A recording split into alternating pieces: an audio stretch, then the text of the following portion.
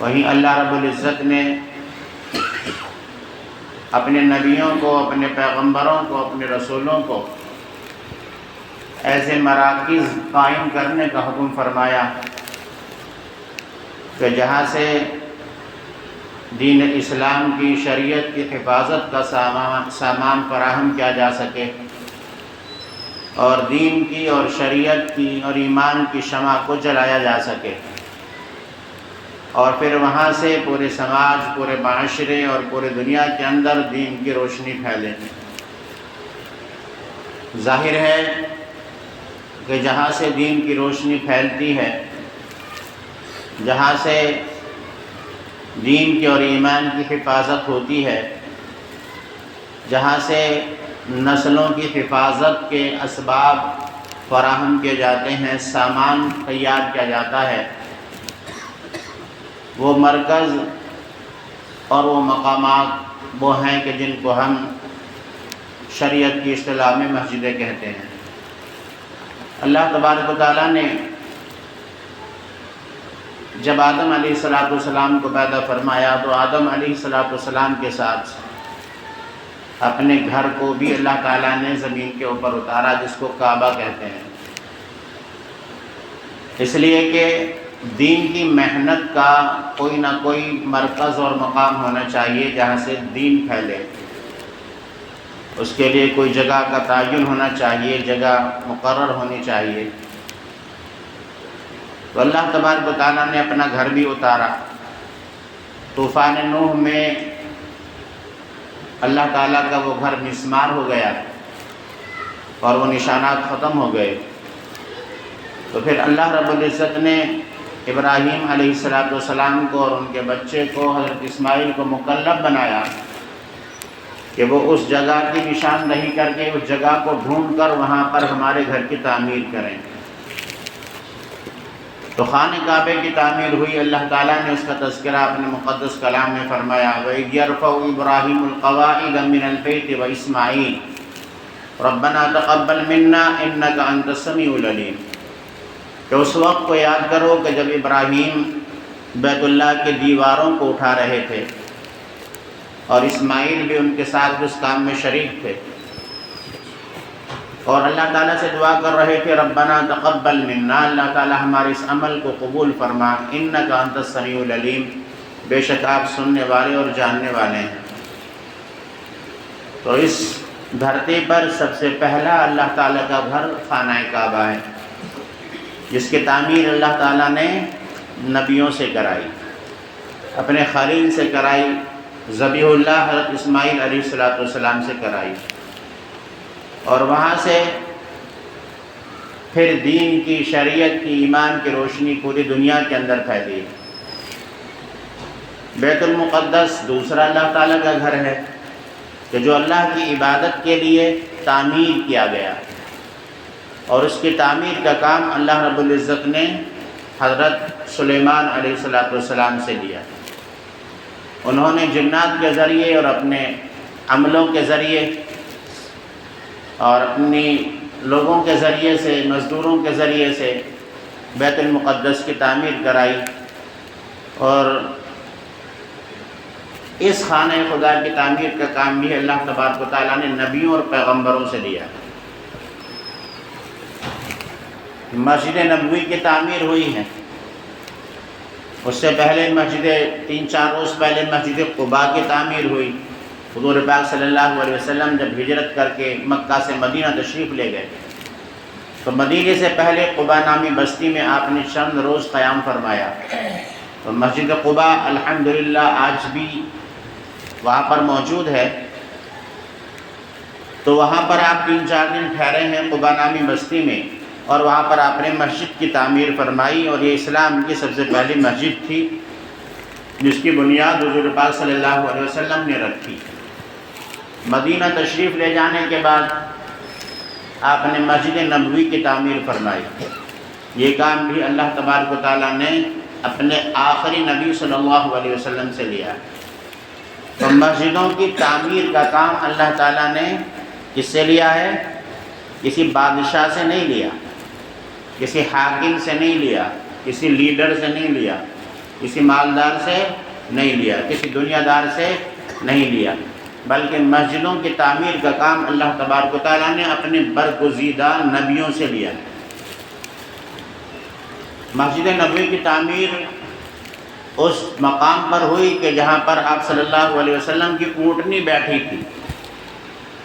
وہاں پر آپ صلی اللہ علیہ وسلم نے پوچھا کہ بھائی یہ زمین کن کی ہے، یہاں پر ہم اللہ کے گھر کی تعمیر کرنا چاہتے ہیں۔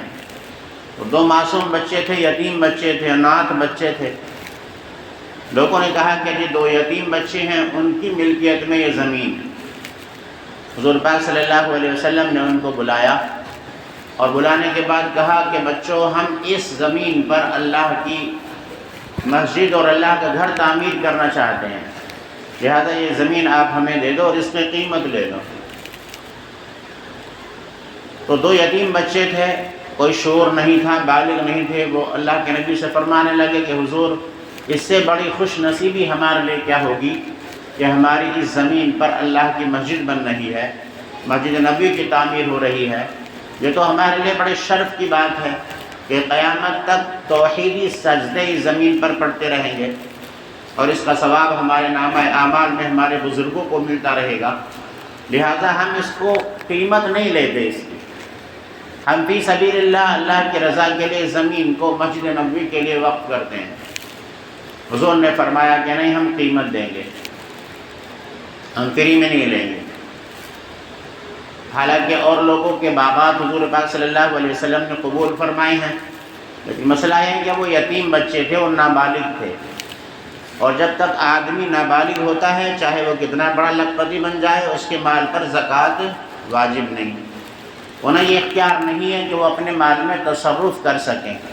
نابالغ پر جس طرح سے نماز فرض نہیں ہے، ہاں تربیتی طور پر اس کو نماز کا حکم دیا جا سکتا ہے، دینا چاہیے۔ نبی نے فرمایا 7 سال کی عمر میں اپنے بچوں کو نماز کی تعلیم دو، 10 سال کے ہو جائیں تو ان کو نماز کا حکم کرو، اور اگر نماز نہ پڑھیں ان کو مارو، ان کو تنبیہ کرو، اور ان کے بستروں کو الگ کر دو جب تمہارے بچے 10 سال کے ہو جائیں۔ لیکن یہ فرض یا واجب کے درجے میں نہیں ہے، بلکہ یہ عادت ڈالنے کے لیے، کیونکہ انسان کی بچے کی جو عادت بنتی ہے وہ 3 سال سے لے کر 10 سال کے درمیان میں بنتی ہے۔ آپ اس بچے کی اس دوران 3 سال سے لے کر 7 اور 8 9 10 سال تک بچے کی جیسی عادت بنا لیں گے تو وہ آخری عمر تک بنے گی، اور اگر اس عمر میں بچے کی مزاج اور بچے کی عادت نہ بنی تو پھر وہ مقولہ کہ پہاڑ اپنی جگہ سے ہل سکتا ہے لیکن آدمی کی عادت نہیں بدل سکتی، عادت جو کی تو برقرار رہتی ہے۔ تو چونکہ وہ بچے نابالغ تھے، اس لیے حضور نے فرمایا کہ تمہیں اپنے زمین میں تصرف کرنے کا اختیار نہیں ہے، لہٰذا ہم قیمتاً اس زمین کو لیں گے۔ تو حضور پاک صلی اللہ علیہ وسلم نے قیمتاً اس زمین کو خریدا، اور خریدنے کے بعد وہاں پر مسجد بنائی گئی۔ اس مسجد میں حضور پاک صلی اللہ علیہ وسلم نے عملاً شرکت فرمائی، لوگوں نے تعاون فرمایا، لوگوں نے چندہ فرمایا، لوگ گارا، مٹی، کھجور کے تنے اٹھا کر لاتے تھے، حضور پاک صلی اللہ علیہ وسلم بھی پتھر اٹھا کر لاتے تھے، اور مسجد نبوی میں کی تعمیر میں آپ صلی اللہ علیہ وسلم نے شرکت فرمائی۔ اور ایسی شرکت فرمائی، عمار ابن یاسر رضی اللہ تعالیٰ عنہ صحابی ہیں، وہ مسجد نبوی کی تعمیر میں شریک تھے اور پتھر اٹھا اٹھا کر لا رہے تھے۔ تو حضور پاک صلی اللہ علیہ وسلم نے دیکھا کہ عمار ابن یاسر کے کپڑوں پر دھول لگ گئی ہے اور گرد کے اندر کپڑے اٹ گئے ہیں، پتھر لانے کی وجہ سے، گارا مٹی لانے کی وجہ سے۔ تو چونکہ وہ مسجد نبوی کی تعمیر میں شریک تھے تو حضور پاک صلی اللہ علیہ وسلم کو ان سے اتنی محبت ہو گئی کہ ان کے کپڑوں پر لگی ہوئی مٹی کو حضور پاک صلی اللہ علیہ وسلم نے اپنے ہاتھوں سے جھاڑا کہ یہ اللہ کے گھر کی تعمیر میں شریک ہے، کہ اللہ کے گھر کی تعمیر میں شریک ہے۔ تو عمار ابن یاسر رضی اللہ تعالیٰ عنہ تو کپڑے کو حضور پاک صلی اللہ علیہ وسلم اپنے ہاتھوں سے جھاڑ رہے ہیں، لوگ پتھر اٹھا اٹھا کر لاتے ہیں، اور حضور پاک صلی اللہ علیہ وسلم صحابہ کی زبان پر اشعار ہیں، اشعار گنگنا رہے ہیں۔ نحن الذین بایعوا محمد علی الجہاد ما بقینا ابدا، طرح طرح کے وہ اشعار کے جن سے مسجد نبوی کی تعمیر میں لوگوں کے اندر شوق اور جذبہ پیدا ہو۔ اللہم لا عیش الا العیش الآخرہ فاغفر للانصار والمہاجرہ، نحن الذین بایعوا محمد علی الجہاد ما بقینا ابدا۔ تو یہ اشعار صحابہ گنگنا رہے ہیں، حضور پاک صلی اللہ علیہ وسلم بھی گنگنا رہے ہیں، اور مسجد نبوی کی تعمیر میں شرکت فرما رہے ہیں۔ کتنا بڑا کام ہے! دین اور ایمان اور شریعت اور دین کی حفاظت کے جو مضبوط قلعے ہیں یہ مسجدیں ہیں۔ یہ مسجدیں اچھی حالت میں ہوں، اچھی حیثیت میں ہوں، شریعت کا یہ حکم ہے۔ مسجد نبوی جب بن کر تیار ہوئی تو چھپر کھجور کے پتوں کا چھپر، ستون کی جگہ کھجور کی درخت کاٹ کر لے آئے اور ان کو ستون بنا دیا گیا، اور کنکریاں زمین کے اندر بچھا دی گئیں۔ روشنی نہیں تھی اور کسی طرح کا چراغ کا نظم نہیں تھا۔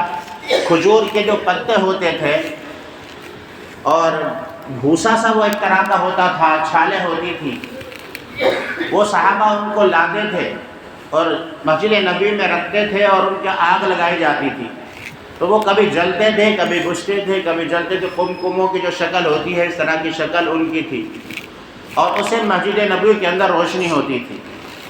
تو تمیم داری ایک صحابی ہے، وہ ملک شام گئے، انہوں نے دیکھا کہ چراغ بک رہے ہیں، تو بازار سے انہوں نے ایک چراغ خریدا، اور خریدنے کے بعد میں مسجد نبوی کے اندر وہ چراغ لائے اور مسجد نبوی میں وہ چراغ روشن کر دیا۔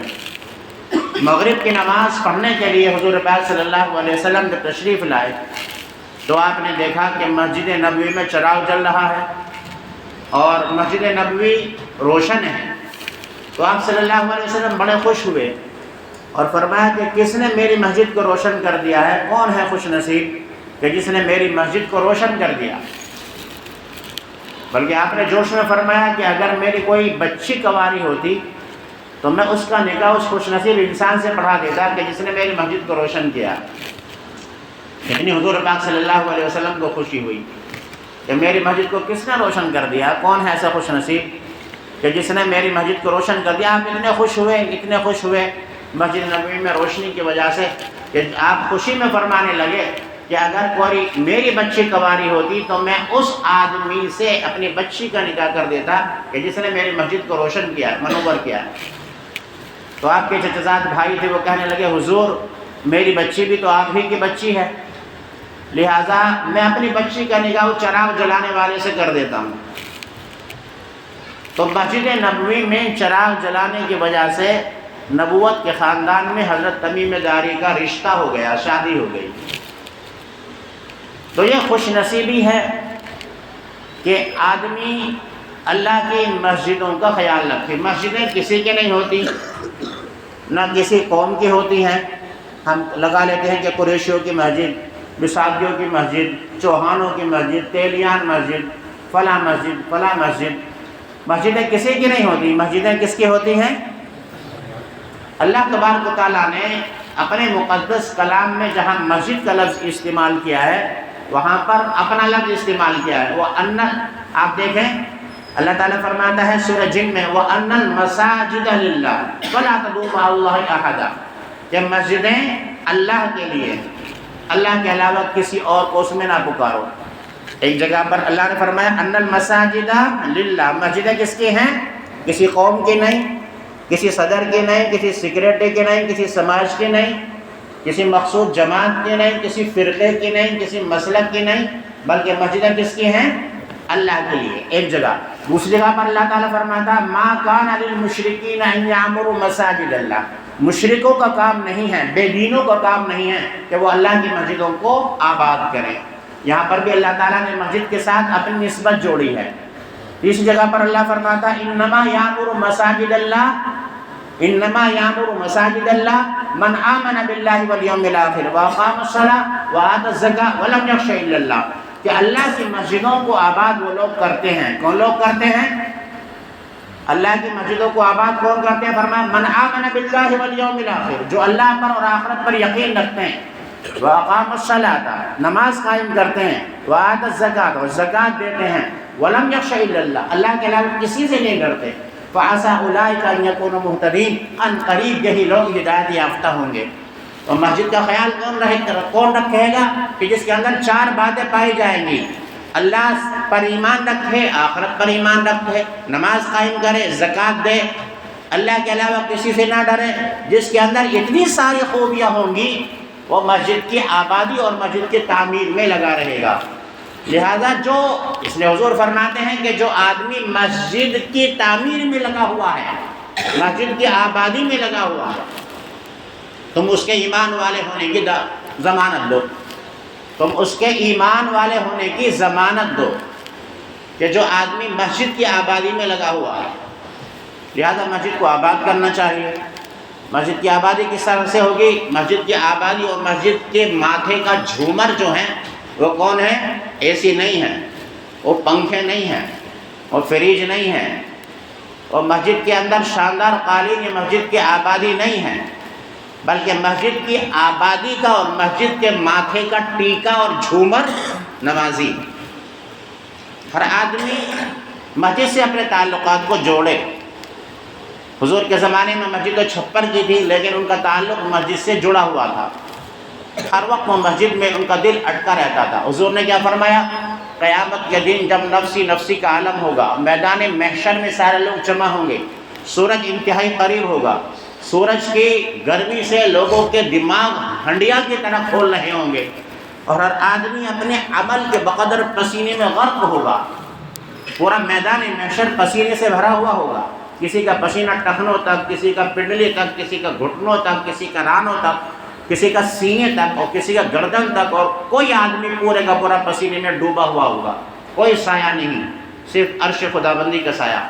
حضور فرماتے ہیں کہ 7 خوش نصیب لوگ وہ ہیں کہ جو اس میدان محشر میں حشر کے دن اللہ تعالیٰ کا سایہ ان کو نصیب ہوگا. ایک خوش نصیب وہ ہے کہ جس کا دل ہمیشہ مسجد سے اٹکا ہوا رہتا ہے. وہ مسجد میں رہتا ہے تو مسجد سے باہر چلا جاتا ہے تو پھر یہ فکر رہتی ہے کہ کب اذان ہو اور کب میں مسجد کے اندر جاؤں. تو جس کا دل مسجد سے اٹکا رہتا ہے وہ آدمی سب سے بڑا خوش نصیب ہے. مسجد کی تعمیر، مسجد کی آبادی میں الحمدللہ ہماری مسجدوار جماعت ہیں، ان کے جو اعمال ہیں وہ مسجد کی آبادی کے لیے ہیں، اور الحمدللہ ان کی وجہ سے مسجدیں آباد ہو رہی ہیں. ان کے ساتھ ساتھ مسجد کی آبادی اور مسجد کے تعمیر میں جو آدمی عملاً شریک ہوتے ہیں اس میں ایک نام مؤذن کا بھی آتا ہے، ایک نام امام کا بھی آتا ہے. یہ بھی وہ لوگ ہوتے ہیں کہ جو مسجد کی آبادی کی ہر وقت فکر میں لگے رہتے ہیں. مسجد کے اندر ہے، کہیں دعوت کھانے چلے گئے تو فکر ہے کہ بھئی دعوت جلدی کھلاؤ، اذان ہوگی، ہمیں اذان دینی ہے. امام صاحب میزبان پر یہ زور ڈالتے ہیں کہ بھئی نماز کا وقت ہو گیا، ہمیں جا کر نماز پڑھانی ہے، لہٰذا جلدی سے ہمارے کھانے کا انتظام کرو. جنازے میں چلے گئے تو مسجد میں آنے کی فکر، دعوت میں جا رہے ہیں تو آنے کی فکر. صدر صاحب جا رہے ہیں، کوئی پرواہ نہیں، جائیں. سیکریٹری صاحب جا رہے ہیں تو جائیں، کوئی ان کو روکنے ٹوکنے والا نہیں. لیکن امام صاحب جا رہے ہیں، مؤذن صاحب جا رہے ہیں، چھٹی پہ جا رہے ہیں تو پہلے اذان دینے والے کا نظم کرو. آپ کے بعد بھائی آپ چھٹی پر جا رہے ہیں، آپ کے بعد میں نماز کون پڑھائے گا، آپ انتظام کرو، اس کے بعد جاؤ. تو یہ ساری ذمہ داریاں ہوتی ہیں، یہ بڑا کام ہوتا ہے. مسجد میں جھاڑو لگانا، مسجد میں صفائی کرنا اتنا بڑا کام ہے. حضرت انس رضی اللہ تعالیٰ عنہ فرماتے ہیں کہ ایک عورت مسجد کے اندر صفائی کیا کرتی تھی، وہ بیمار ہو گئی تو حضور پاک صلی اللہ علیہ وسلم اس کی مزاج پوچھنے کے لیے اس کے گھر تشریف لے گئے، اور آپ نے کہا کہ بھائی آپ نے اندازہ کر لیا کہ اس عورت کا آخری وقت ہے، تو آپ نے لوگوں سے کہا کہ جب اس خاتون کا انتقال ہو جائے تو مجھے اطلاع ضرور کر دینا تاکہ میں نماز وغیرہ پڑھاؤں، اس کے جنازے میں شرکت کروں. تو اگلے دن اس کا انتقال ہو گیا. لوگوں نے سوچا معمولی عورت ہے، مسجد کے اندر جھاڑو لگانے والی ہے، معمولی ہے. لوگ تو معمولی سمجھتے ہیں، امام صاحب بیچارے معمولی ہیں، 8-10 ہزار روپے کے ملازم ہیں، اس سے زیادہ کوئی حیثیت دینے کو تیار نہیں. مؤذن صاحب کو کوئی حیثیت دینے کو تیار نہیں کہ مسجد کے اندر جھاڑو لگاتے ہیں. تو لوگوں نے سمجھا کہ جی خاتون ہی تو ہیں. حضور پاک صلی اللہ علیہ وسلم کی مصروفیت عالمی ہے، ورلڈ لیول کی آپ کی مصروفیت ہیں، آپ اور ہمیشہ بزی رہتے ہیں، کتنے لوگ آتے ہیں. حضور کو اتنا دینے کی کیا ضرورت ہے، چلو ہم ہی لوگ نماز جنازہ پڑھ کر دفن کر دیتے ہیں. تو ایسا ہی کر دیا. آپ صلی اللہ علیہ وسلم کو اطلاع ملی کہ خاتون کا انتقال ہو گیا تو آپ ناراض ہوئے اور آپ تشریف لے گئے اس عورت کی قبر پر، اس عورت کی قبر پر تشریف لے گئے، بلکہ یہاں تک آیا کہ آپ نے دوبارہ نماز جنازہ پڑھی، حالانکہ دوبارہ نماز جنازہ پڑھنے کا اختیار صرف میت کے ولی کو ہے، لیکن اس عورت کی اہمیت کو بتانے کے لیے آپ نے دوبارہ نماز پڑھی۔ بعض روایت میں یہ بھی ہے، اور آپ نے فرمایا لوگوں جب تم میں سے کسی کا انتقال ہو جائے تو مجھے خبر کر دیا کرو، اور آپ نے فرمایا کہ یہ عورت معمولی نہیں ہے، میں نے اس عورت کو جنت میں دیکھا ہے، اس لیے کہ مسجد کی صفائی کرتی تھی۔ علماء نے نسخہ بتایا کہ جو آدمی پریشان ہے کہ اس کا دل کہیں نہیں لگتا، ٹینشن کی بیماری ہے، نہ نیند آتی ہے، نہ دن میں چین اور سکون ملتا ہے، ہر وقت پریشان رہتا ہے، ڈاوے ڈول رہتا ہے، تو اس کا بہترین کیپسول، بہترین علاج یہ ہے کہ مسجد کی صفائی کرے، مسجد میں آ کر مسجد کی دیکھ بھال کرے، انشاءاللہ اس کو ایسا سکون ملے گا، ایسا سکون ملے گا۔ دیکھو بہت سارے لوگوں کو نیند نہیں آتی رات میں، لیکن بات چیت ہو رہی ہے آج بھی، اب بھی بہت سارے لوگ سو رہے ہیں، گردن نیچے ڈال رکھی ہے، جو نیند دوائی سے نہیں آ رہی، جو نیند انجیکشن سے نہیں آ رہی، جو نیند طرح طرح کے علاج کرانے سے نہیں مل رہی، آپ مسجد کے اندر آ جاؤ، دین کی باتیں سنو، دین کے حلقے میں بیٹھو، انشاءاللہ نیند آ جائے گی۔ تو اللہ تبارک و تعالیٰ نے حکم دیا کہ مسجدوں کو خیال رکھیں، مسجدوں کی آبادی کریں، مسجد گھاٹے میں نہ رہیں۔ جو بات میں کہنا چاہتا ہوں، مسجدیں گھاٹے میں نہ رہیں۔ اسلام کی تاریخ ہمیں بتاتی ہے کہ انسان مسلمان وہ ہے کہ جو اپنا گھر بنانے سے پہلے مسجد بنائے، جو اپنے گھر پر روغن کرنے سے پہلے، کلی چونا کرنے سے پہلے مسجدوں پر کلی چونا کرے، جو اپنے گھر میں قالین بچھانے سے پہلے اللہ کے گھر میں آ کر قالین بچھائے، جو اپنے گھر کی اچھی حیثیت کرنے سے پہلے اللہ کے گھر کی حیثیت کو اچھا کرے، اور الحمدللہ